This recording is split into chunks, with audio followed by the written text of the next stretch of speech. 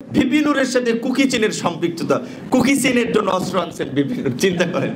এবং সবচেয়ে মানে হাস্যকর বিষয় হচ্ছে, অনেক টক শোতে যেতাম, আমি দেখতাম যে ওই দিক থেকে টক ব্যাকে হয়তো তাকে গাইড করতেছে, লাইক বিএনপির কোনো নেতৃবৃন্দ থাকলে তাকে কিভাবে হেনস্থা করা যায়, আমাদেরকে কিভাবে হেনস্থা করা যায়। তো ইয়ারফোন থেকে একটু সাইড থেকে শোনা যায়, ওই দিক থেকে বলতেছে যে হ্যাঁ ওকে এই কোশ্চেনটা ধরেন, তাকে এই বিষয়ে জিজ্ঞাসা করেন।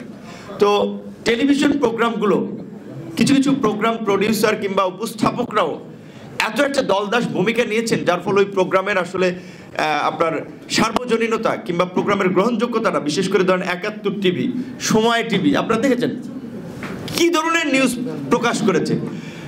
আমার নাম্বারটা পাবলিক, আমরা যারা রাজনীতি করি তাদের নাম্বার অনেকের কাছে আছে।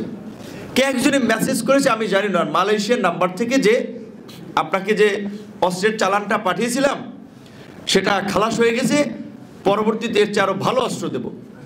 পাঠাইছে কি আমিও জানি না, আমি তো অবাক হয়েছি, অস্ত্রের চালান পাঠাইছে। সেই স্ক্রিনশট নিয়ে সময় টিভি নিউজ করেছে যে ভিপি নূরের সাথে কুকি চীনের সম্পৃক্ততা, কুকি চীনের জন্য অস্ত্র আনছেন ভিপি নূর, চিন্তা করেন। এখন এই সময় টিভি এই স্ক্রিনশটটা কোথায় পেয়েছিল, কিংবা ৭১ টিভি যে এই ধরনের প্রোগ্রাম করেছে। এখন যদিও সময় টিভি বা ৭১ টিভির পলিসি চেঞ্জ, আবার হয়তো আবার পরিবর্তিত কোনো প্রেক্ষাপট হইলে আবার এরকম অনেক টিভি আছে তাদের এরকম পলিসি থাকতে পারে। সাংবাদিকদের কাজ করা অনেক কঠিন ছিল এই পরিস্থিতির মধ্যেও। তারপর এক ভাই বলেছে হ্যাঁ আমি তার দ্বারা এনকারেজ হয়েছিলাম, পাশে ফাঁসুর ফুসুর করে বলছে ভাই আন্দোলন একটু ঝিমিয়ে পড়তেছে, কিছু বলেন, আপনারা বললে মাঠ গরম হবে, লোকজন এনকারেজ হবে। তো তখন বলেছিলাম যে ৯০% শেষ, 10% ধাক্কা দিতে বলেন। কিংবা আমাদেরকে যখন প্রথম দফায় রিমান্ড থেকে কারাগারে তোলা হয়, আমি খসরু ভাই, রিজভী ভাই, জামাতের সেক্রেটারি, আমরা একই প্রিজন ব্যান্ডে ছিলাম। আমরা এই ডিবির গারদ থেকে শুরু করে আদালত পর্যন্ত যাওয়ার পথে রাস্তার পাশে দেখেছি মানুষ, দেখি রাস্তার গলির মুখে দাঁড়াচ্ছে, তাদের থেকে প্রিজন ব্যান্ড থেকে আমরা স্লোগান দিচ্ছি, মানুষকে এনকারেজ করার চেষ্টা করেছি। আপনারা বলেছেন যে আপনাদের কয়েকজন সহকর্মী মৃত্যুবরণ করেছে, অবশ্যই মাঠে যারা ছিল গুলি বাসার ছাদ থেকে আসছে, কোথা থেকে আসছে কেউ জানতেছে না, তাদেরও জীবনের ঝুঁকি ছিল। সো এই পরিস্থিতির মধ্যেও যে তারা ঝুঁকি নিয়ে কাজ করেছে, সেখানে অবশ্যই তাদেরকে আমাদের মূল্যায়নটা করতে হবে। কিন্তু এটা ঠিক যে এখন গণহারে কিছু সুবিধাভোগী, তারা বিএনপি না, তারা জামাত না, তারা কোনো রাজনৈতিক দল না, আমি মনে করি তারা সুবিধাভোগী। এখন বিভিন্ন হাউস দখল করার জন্য, বিভিন্ন প্রতিষ্ঠানের শীর্ষ পদে যাওয়ার জন্য যাকে তাকে রাজনৈতিক ট্যাগ দিয়ে হাউস থেকে বের করে দেওয়া, চাকরিচ্যুত করা, এই ধরনের অপচেষ্টা তারা করে যাচ্ছে। সংবাদ মাধ্যমকে যদি আসলে এই অভ্যুত্থানের যদি আমরা একটা মুক্ত গণমাধ্যম হিসেবে উপস্থাপন করতে না পারি, সাংবাদিকদের পেশার স্বাধীনতা যদি না নিশ্চিত করতে পারি, তাহলে এই গণঅভ্যুত্থানের মূল্যটা কোথায়? রাজনৈতিক কিংবা সাংবাদিক সংগঠনগুলো, বিশেষ করে সাংবাদিক সংগঠনগুলো, আমি অনুরোধ করব যে যারা এই নেতৃত্ব দিচ্ছেন, আপনাদের একটা রাজনৈতিক আদর্শ থাকতে পারে, কিন্তু এই পেশার মধ্যে রাজনীতিকে ঢুকাইন না। এই পেশার মধ্যে রাজনীতিকরণ করে আওয়ামী লীগ গণমাধ্যমগুলোকে কি করেছে আপনারা দেখেছেন। পরিস্থিতি সবসময় একরকমের থাকবে না, সামনে বিভিন্ন ধরনের পরিস্থিতি আসবে।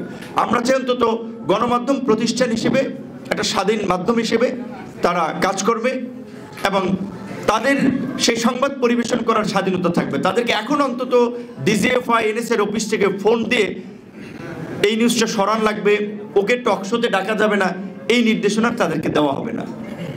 একটা কথা বলতে হচ্ছে যে আপনারা চলমান পরিস্থিতিতে দেখতে পাচ্ছেন 5 মাসেও সরকার এখন পর্যন্ত বিভিন্ন পরিস্থিতি নিয়ন্ত্রণে খুব দক্ষতার পরিচয় দিতে পারে নাই। অনেক ধরনের আন্দোলন হচ্ছে, এইগুলো যদি নিয়ন্ত্রণ করতে না পারে এখান থেকে আরো অস্থিরতা তৈরি হবে, সেক্ষেত্রে দেশে নতুন সংকট তৈরি হবে। এবং আমার একটা কথা আপনি এখানে বলতে পারেন যে ভাই আপনি পজিশন চেঞ্জ করতেছেন, আমার কথা পরিষ্কার, শুরুর দিকে আমরা সংস্কারের প্রশ্নে আপোষহীন ছিলাম, আনকন্ডিশনাল সময়ের প্রশ্নে আমরা একমত ছিলাম, কিন্তু গত 5 মাসের আমাদের অভিজ্ঞতা আমরা দেখেছি সরকার কার্যত রাষ্ট্র চালাতে পারছে না, নানান ধরনের বাধার সম্মুখীন হচ্ছে, তাদের অভিজ্ঞতা না থাকার ফলে আরো জটিলতা তৈরি হচ্ছে। সহজ কিছু বিষয় সহজে সমাধান করতে পারতো, সেগুলো আরো কমপ্লেক্স করে ফেলছে। তো এই পরিস্থিতিতে আমাদের এটা উপলব্ধি হয়েছে, একটা নির্বাচিত সরকার ছাড়া, রাজনৈতিক সরকার ছাড়া রাষ্ট্রের এই পরিস্থিতিতে দেশকে পরিচালনা করা সম্ভব নয়। তার জন্য আমরা মনে করি এখন যত দ্রুত সময়ের মধ্যে কাঙ্ক্ষিত সংস্কার যতটুকু করা যায় সেটা শেষ করে একটা নির্বাচনের দিকে যাওয়া যাবে, ততই দেশ এবং দেশের জনগণের মঙ্গল হবে। ডিসেম্বর পর্যাপ্ত সময়ে এখন জানুয়ারি মাস, আরও আপনার 11 মাস সময় আছে। কাজে আমি মনে করি এই বছরের, যেটা আমাদের প্রধান উপদেষ্টা মহোদয় বলেছিলেন, ডিসেম্বর সম্ভব নির্বাচন, এবং সংস্কার কতটুকু করবেন, সেই সংস্কারের বৈধতা কারা দেবে? রাজনৈতিক দল, নির্বাচিত পার্লামেন্ট। অবশ্যই আমরা এই সরকারের কাছে আমরা দাবি জানাই যে তারা ইনিশিয়েটিভগুলো নেক, কিন্তু আপনাদের মনে রাখতে হবে যেহেতু পার্লামেন্ট নাই, বৈধতাটা দিবে রাজনৈতিক দল। সুতরাং রাজনৈতিক দলের কনসার্ন ছাড়া যদি তারা কিছু মনমতো প্রস্তাবনা দিয়ে যায়, কিছু সংস্কার করতে চায়, সেটা কিন্তু পরবর্তী সরকার আসলে টিকবে না। আমরা বারবার শুরু থেকে বলেছিলাম যে রাজনৈতিক ঐক্যমত বজায় রেখে, রাজনৈতিক ঐক্যমতের ভিত্তিতে আপনারা সংস্কারগুলো করুন। জুলাই গণ অভ্যুত্থানের ঘোষণাপত্র আমরা বলেছিলাম দেয়া প্রয়োজন, ভবিষ্যতে যেন কেউ এটাকে প্রশ্নবিদ্ধ করতে না পারে, এটা নিয়ে প্রশ্ন তুলতে না পারে, তার জন্য এই আন্দোলনের, গণ আন্দোলনের পাশাপাশি একটা সাংবিধানিক এবং আইনি ভিত্তি দেওয়া যেতে পারে এই ঘোষণাপত্রের মাধ্যমে। কিন্তু এই ঘোষণাপত্রে অবশ্যই তাহলে শুধুমাত্র আন্দোলনে, এই আজকের কোটা সংস্কার আন্দোলন, যে আন্দোলনকে কেন্দ্র করে এই গণ অভ্যুত্থান, এই আন্দোলন তো আমরা জন্ম দিয়েছিলাম 2018 সালে, মুক্তিযুদ্ধ হচ্ছে 9 মাস। এই আন্দোলন করেছিলাম আমরা 17 ফেব্রুয়ারি থেকে 4 অক্টোবর প্রজ্ঞাপন পর্যন্ত, 8.5 মাসের বেশি সময় ধরে আন্দোলন করেছিলাম।